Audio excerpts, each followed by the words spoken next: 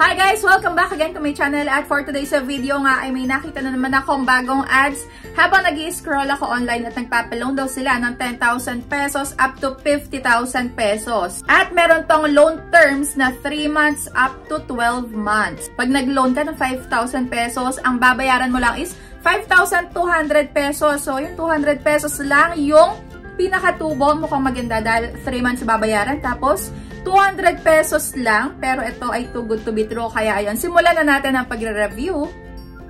Pero syempre, kung bago ka pala dito sa aking YouTube channel, ay huwag mo kalimutan mag-subscribe at pindutin mo na din yung notification bell para lagi kang maging updated sa mga next uploads ko. At sumali ka na din sa aking Gcash giveaway at sa aking dalawang cellphone giveaway kung paano sumali. Kailangan lagi ka lang updated sa mga ina-upload ko at huwag mo akong kalimutan i-PM sa aking Facebook page. Ayan, nabubulol pa ako. So ayan, para maisali agad kita. At ayan, balik tayo. Itong loan app na nakita ko ay ang Tulong Cash Home Credit App. Ayan, sana makatulong talaga. Pero, ayan, makakatulong nga ba? Naloka ako dito dahil bago pa nga lang. Noong nakita ko, ito ay may 3-star na ratings. Pero, nung pagkabalik ko nga, nung re-reviewin ko na, siguro 1 week later, ay meron na to agad 4.7. Napakalaki ng tinaas ng ratings. Ayan, marami kaya nakapag-try na. Nagandahan kaya sila bakit biglang tumaas. Kaya ayun. So, ayan, tinry ko na nga siya agad-agad. At ito ay madadownload sa may App Store. Ayan, nanghingi agad ng permission about sa may location. Sa may homepage, 65,000 pesos ang maximum loan amount na nakalagay. Ayan, apply na agad. At ito yung application process. Chinek ko nga itong sa may privacy policy nila kung ito ay nakaregister sa may SEC. Itong nakalagay sa kanila na SEC registration number ay hindi tugma doon sa may nakita ko sa may SEC. At yung nakalagay dito, doon sa may number na to, ay hindi itong Jungle Lending. Kundi, ito pala ay, ayan, SEC number ng Skyro Lending. O, diba? Hindi magkatugma. At meron pa ditong nabanggit na operated by, ayan, ADDCAF Lending Corp. At chinek ko nga din itong SEC name or company name na to. Naka-register naman siya, kaso nga lang yung una ay hindi siya naka-register iba. Dito, medyo nagdalawang isip na ako agad. Pero syempre, itry pa din natin dahil alam ko nakikita nyo na din to online at wag mo na kayo mag-i-install at magda-download. Yan, make sure na napanood nyo muna dahil eto na nga ang loan details. Ayan, ang nakalagay dito na aprubahan naman ako agad ng, ayan, akala ko 2,000 pesos lang pero nagtaas, nag 3,000 pesos at nakalagay dito sa kanila agad-agad ay 7 days. Kaya kung ikaw ay ayaw mo ng 7 days ay hindi ito para sa'yo at lalong hindi nga to para sa'yo kasi ito ang kanilang loan details. Kung ako ay naaprubahan sa 3,000 pesos, ang makukuha ko na lang ay bonggang 1,800 pesos. Diba, nakakaloka? Dahil meron sila ditong processing fee na 1,001. Meron ditong risk control service fee, 180 pesos at yung interest, apakaliit, 19 pesos lang. So dito, 7 days lang talaga. Fake news na naman yung nakalagay doon na may terms na 3 months up to 1 taon nga. Dahil hindi mo din siya buong matatanggap. At alam na alam nyo na ito ay talagang hindi makakatulong. Huwag nyo nang i-grab pagka ganito. Dahil kayo lang din yung mahihirapan sa may pagbabayad. Lalo na, hindi naman talaga ganun yung natanggap nyo. Pero kung 2,700, 2,800, pwede pa sana.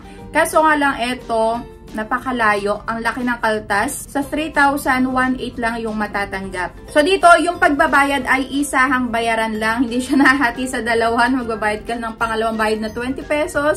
So dito, isahan lang. At ang kainaman naman, meron ditong account cancellation. At nung kinancel ko na nga yung account ko, syempre bumalik na siya sa may 65,000 pesos kagaya nung nasa una pa lang natin. At nung mag-get code na ulit ako, ang nakalagay na dito, your account has been canceled.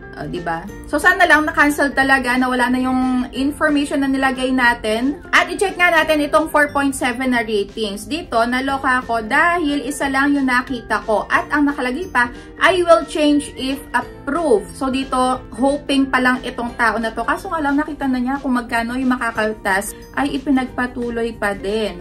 So, ayan, nakapag-rate na din ako dito. Kaya kayo, pag kami nakita kayo na hindi naman maganda yung app, ayan, i-rate nyo na din para makita na din ng mga nagbabalak mag-loan kung ano talaga yung na-experience nyo sa kanila. Ayan, kung na-try nyo na din to, para maging aware nga din yung ibang nagbabalak mag-try. Ayan, naharas ba kayo? Magkano yung na-aprobahan sa inyo? Magkano yung natanggap nyo lang? At, ayun, na-post na ba kayo? Kasi nung nag-search nga ako online, ay wala ako ditong nakita na, ayun, naharas na to dahil nga bago pa lang. Dito meron ulit ako nakita, ayan, more than 5 years. Ayan, more than na naman.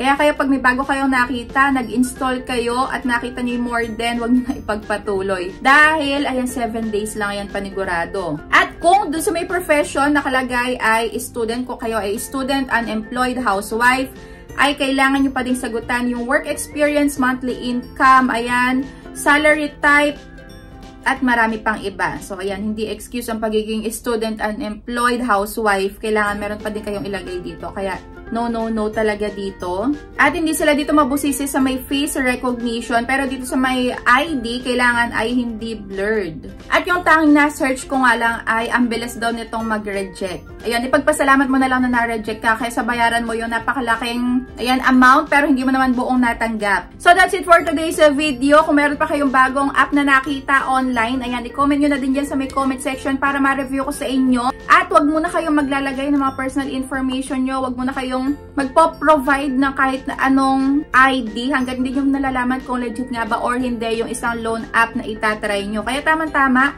ayan, nanonood kayo ng mga ganitong all review para maging aware nga kayo kung okay ba talagang utangan itong loan app na to or hindi. At if ever naman na naharas kayo, ayan, na i-post kayo ng ibang mga OLA na na-try nyo, ay i-comment nyo na din dyan sa may comment section kung anong OLA yan at kung ano pa yung iba nyong na-experience para mabasa na nga din ng iba. At wag nang itry yung mga OLA na yon. So yan, pagka sobrang laki ng makakaltas, wag nyo nang itry kasi sobrang dami pa naman ng maaasahan talaga na loan app ngayon kagaya ng Tala, Bilis, ayan, S-Loan. At kung gadgets naman, kung ibang bagay yung gusto nyong utangin, ay pwedeng-pwede yan sa may S-Pay Later, Lads Pay Later. At even sa may TikTok ha, meron ng TikTok Pay Later. Ayan, gagawin din natin ng review yan sa susunod. Kaya, ayan, see you on my next vlog. Thank you for watching!